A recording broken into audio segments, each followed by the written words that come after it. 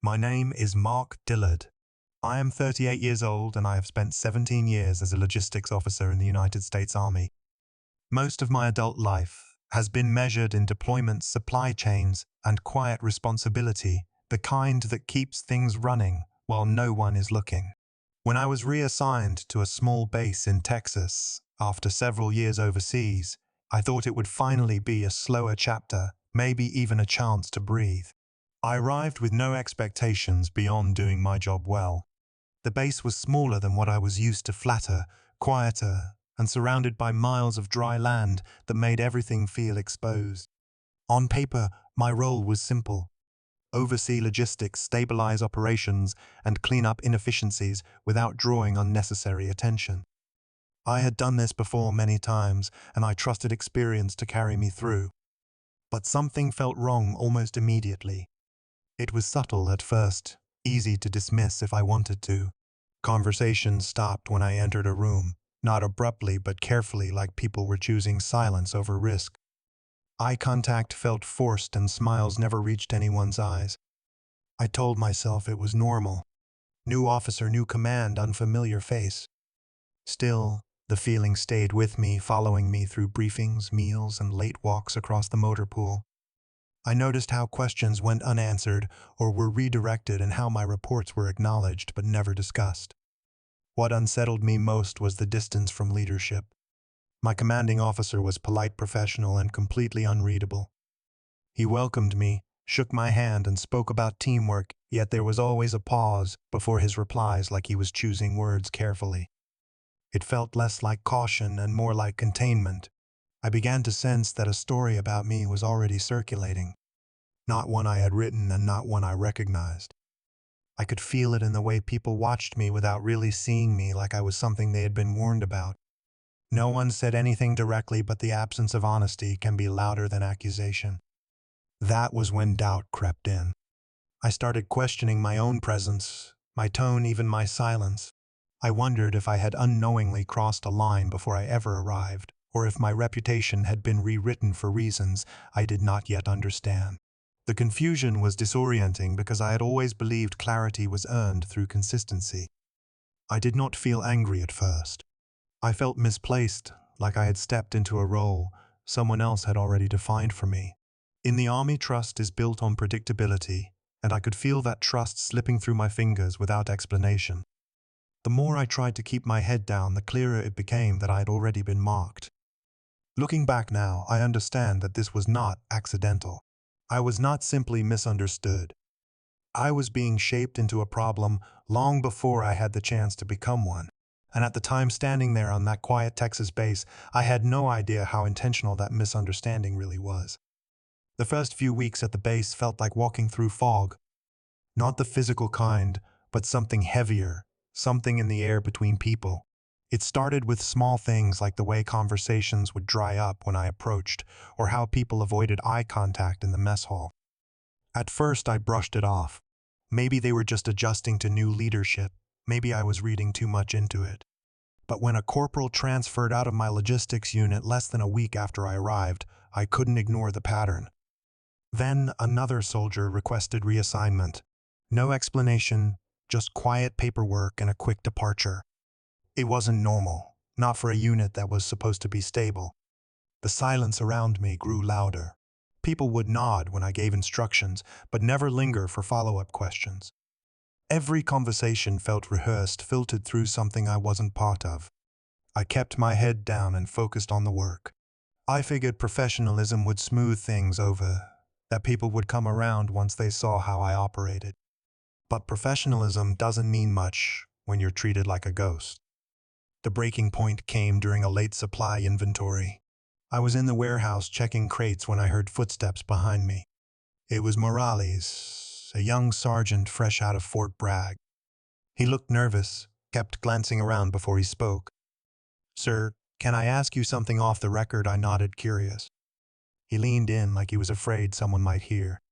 "People are saying you've got issues, like mental health stuff. Like maybe you've snapped before. Is that true?"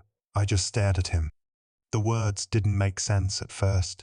I'd never had any kind of mental health concern flagged in my record, No breakdowns. No disciplinary warnings. Nothing. Morales shifted on his feet. He didn't seem like he was trying to start anything. He looked almost guilty, like he didn't want to believe what he'd heard. But someone had said it, and he had believed it enough to come ask. That's when it hit me. This wasn't some organic discomfort or new guy awkwardness. This was something deeper. Someone had planted a story about me before I even got here. It explained too much, too quickly. The distance, the cold professionalism, the transfers. It wasn't coincidence. It was by design. I felt sick. Not because Morales asked the question, but because I realized he wasn't the only one who believed it. They were afraid of me. Not because of anything I had done, but because they had been told to be. The betrayal wasn't sharp or loud. It was slow, quiet, and careful.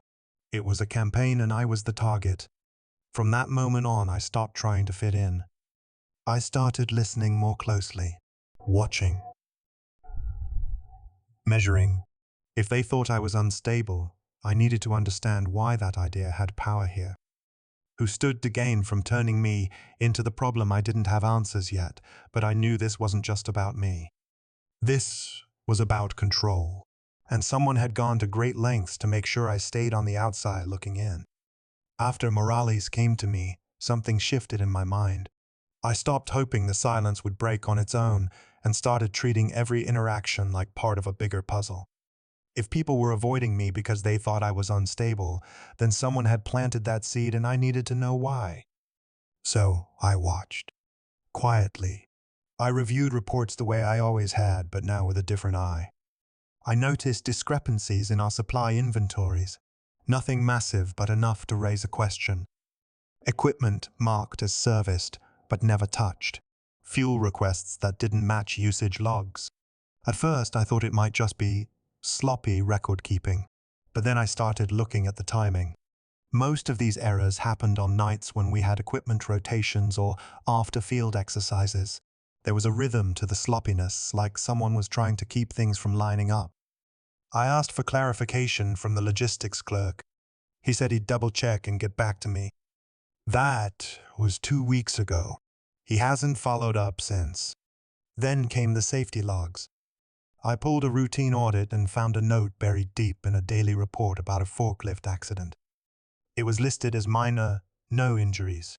But I had walked past that same warehouse the day it happened and saw a medic team on site. Something didn't add up. I cross-checked that report with the medical logs. No record of treatment. Nothing even indicating the team had been called. It was as if the whole thing had been scrubbed from official records. That's when I started keeping my own notes. Dates, times, anomalies. I built a private log that mirrored the official one, but with my own observations layered in. Not speculation, just facts. Cold, simple facts. It became a nightly routine. After everyone else cleared out, I'd sit in my bunk with a notebook and a pen replaying the day in my head. Who spoke to who? What got signed off without review? What suddenly went quiet? And through it all, one name kept reappearing. Davis. The commanding officer. His signature was on every clearance, every dismissed incident, every maintenance approval that didn't match what I saw on the ground. He wasn't just letting it happen. He was protecting it. Letting corners be cut, safety rules, bypassed reports rewritten. I started to understand why my presence made people uncomfortable. It wasn't because of me. It was because of what I saw. What I might uncover if I looked too closely. The isolation wasn't accidental. It was insurance. Keep me at a distance, make me doubt myself, and maybe I'd back off. But they underestimated me. I wasn't looking for a fight, but I wasn't afraid of one either. Not when it came to protecting the people under my command. If someone got hurt because of this, I'd never forgive myself. I wasn't sure how far this went yet. But the deeper I looked, the more deliberate it all seemed. And Davis, the man who welcomed me with a handshake and a rehearsed smile, was right in the middle of it. Now I knew. I wasn't being pushed out because I was unstable. I was being pushed out because I saw too clearly, and someone wanted me blind. It happened late one night when the rest of the base had gone quiet. I was alone in the archive room, flipping through logistics reports from 6 months ago, trying to find a pattern that could confirm what I'd been suspecting. I had already seen enough to make me uneasy, but what I found buried in a mislabeled folder made my hands go cold. There were 2 copies of the same equipment incident report. One marked as official with a tidy summary and no follow-up required. The other was raw, unedited, and full of details. A fuel leak during transport. A fire that scorched part of the loading bay. 2 soldiers treated for minor burns. None of it had been filed in the central safety system. I stared at the papers, heart beating faster. This wasn't a mistake. Someone had deliberately written 2 versions of the truth. One for the books. One for silence. I scanned the signatures. Davis, again. He'd cleared the edited version personally. That was the moment I knew this was no longer just a hunch. It was a cover-up, and I had proof in my hands. Before I could process my next move, Morales stepped into the room. He closed the door behind him, eyes darting like he wasn't sure if he should be there. He didn't say much, just pulled a small USB from his pocket and handed it to me. He told me he'd been collecting backup files for weeks. Safety logs, comms records, internal emails. He didn't know what to do with them, but when he saw I was asking questions, he figured I might need them.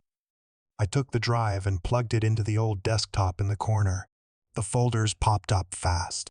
Inside were spreadsheets and scans that matched exactly what I'd been seeing. Duplicate reports, altered timestamps, omitted injuries, even emails between Davis and a civilian contractor suggesting budget manipulation tied to missing equipment. Everything fit. My notes, the hidden files, Morales's quiet courage. It was all there locked behind months of silence and a wall of fear. My chest tightened as I sat back in the chair. For the first time, this wasn't paranoia. It was fact.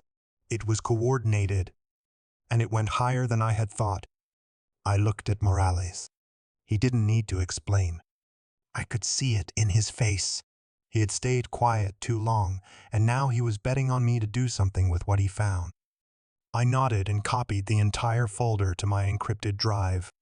I would cross-check every file, timestamp, and report. I would make it airtight.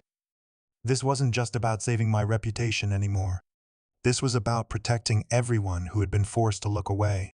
I walked out of that room with something heavier than evidence. I carried the truth, and now I had a decision to make. Stay silent like the rest or put everything on the line to expose what Davis had built in the shadows. The meeting was set for 1400 hours in the command office. I arrived 10 minutes early, folder in hand, heart steady but tight in my chest. I'd gone over every detail the night before, rehearsed how I would lay it out. This wasn't about emotion. It had to be facts. Cold, undeniable facts. Colonel Matheson was waiting. He gestured for me to sit across from him. The blinds were drawn and a pot of coffee sat untouched on the side table. He gave no small talk, just a nod for me to begin. I opened the folder and laid out the documents slowly, one after another. Altered safety reports, conflicting inventory logs, budget discrepancies. I explained what each one meant, how they connected, and how they pointed to a pattern of deliberate concealment. He listened in silence, eyes narrowing with each page. His fingers tapped the table slow and steady, like a metronome counting down to something. I was mid-sentence when the door opened. Colonel Davis walked in without knocking. He glanced at me, then at Matheson, and smiled like he had just stepped into a routine briefing. He took the seat beside me without being asked. It was a quiet power move. He folded his arms and leaned back. Matheson didn't say a word, just looked at me. So I continued. Davis waited, letting me finish before he spoke. When he did, his voice was calm and smooth. He denied everything, said the documents were taken out of context, that I had a history of paranoia, that I'd misunderstood the responsibilities of my position. It was like watching someone flip the story with surgical precision. He made himself sound reasonable, concerned, like he was doing his best to handle a difficult officer who had taken things too personally. I could feel the air shift, doubt creeping in. For a second, I wondered if Matheson was buying it. Then came the knock. The door opened slowly and Morales stepped in. He looked nervous, but he didn't hesitate. In his hands was a brown envelope thick with documents. He walked up to the desk and placed it in front of Matheson. He spoke quietly, but every word was sharp. Inside that envelope were matching files from the base's internal systems. Screenshots, email chains, audit logs. They confirmed everything I had shown, line by line. They weren't just copies. They were originals. Undeniable. Matheson opened the envelope and began pulling the documents out. As he read, the room changed. Davis leaned forward, eyes scanning the pages. His smile faded. The confidence in his posture cracked. He opened his mouth like he might say something, then closed it again. Morales stood still, eyes locked on Davis. No fear, just quiet defiance. I stayed silent. Let the evidence speak for itself. Matheson looked up after a long pause. His face was hard to read, but his voice was clear. He thanked Morales. Then he turned to Davis and told him to step outside. Davis protested, but the authority in Matheson's tone ended the discussion. The door closed behind him. I exhaled slowly. The weight that had sat on my shoulders for weeks finally began to lift. Matheson said an investigation would begin immediately. He'd seen enough to know this wasn't just a miscommunication. He said I'd done the right thing. I didn't feel victorious, just steady, relieved. Morales and I exchanged a glance. No words needed. We had cracked it open, and the man who tried to bury it all walked out with nothing but silence behind him. The room was quiet after the investigation was concluded. Matheson turned to me with a steady expression and offered me command of the base. It was everything I had been prepared for, and yet nothing I wanted. I felt the weight of the folder still heavy in my hands, the files a reminder of the manipulation and fear that had permeated the unit. Accepting the position would have made me part of the very system I had spent weeks uncovering and protecting others from. I realized then that leadership wasn't about the title or the power, but about integrity and making the right choice even when it was difficult. I declined the command. It wasn't defiance, just a measured decision rooted in principle. Morales, who had been steadfast throughout, was offered the position instead, and he accepted with quiet humility. I watched him take the role, knowing the unit would be in capable, honest hands. I requested a transfer to the Ethics and Training Division, a position that allowed me to guide and influence without becoming part of the cycle I had fought against. It was not the easy choice, but it was the right one. I could mentor, teach, and enforce ethical standards while maintaining my conscience clear and my integrity intact. The base would continue to change with Morales at the helm, but my impact would ripple in other ways. I could train leaders to recognize manipulation, to act with courage, and to prioritize people over appearances. My decision was not about recognition, but about setting a precedent for responsibility and moral leadership. Walking away from command felt like a relief, not a loss. I had chosen to serve in a capacity that honored my values, protecting those who needed a voice and keeping the focus on ethical duty. It was a quiet victory, one built on choices, not authority, and the kind of win that would resonate far longer than any title could. Months passed after the change in leadership, and the atmosphere at the base began to shift. Soldiers spoke up during briefings, reporting issues they had once ignored for fear of retaliation. Transparency started to feel normal instead of risky, and the unit functioned more efficiently because people trusted each other again. Morales led with quiet confidence and integrity. He encouraged open discussion and followed through on concerns, promptly setting a tone that reinforced ethical behavior. Weekly ethics briefings became standard, and new officers were trained not just in procedures, but in how to make decisions guided by honesty and accountability. I continued my work in the training division, mentoring officers and overseeing compliance programs. Watching the culture change, gradually seeing soldiers take initiative and speak truth to power, it became clear that small, persistent efforts could shift the entire environment. Each success, though subtle, felt like a confirmation that standing for integrity mattered more than seeking recognition. One afternoon, I received a handwritten note from a junior officer I had worked closely with. The note was simple, expressing gratitude for teaching him how to observe, question, and act with courage in the face of silence.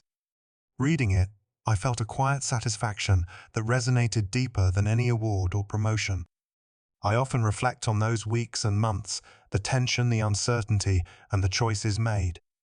The victory was not mine alone. It belonged to every person who chose to uphold ethics over convenience, truth over fear. And I keep asking myself and anyone listening, have you ever been labeled wrongly just because you saw too much?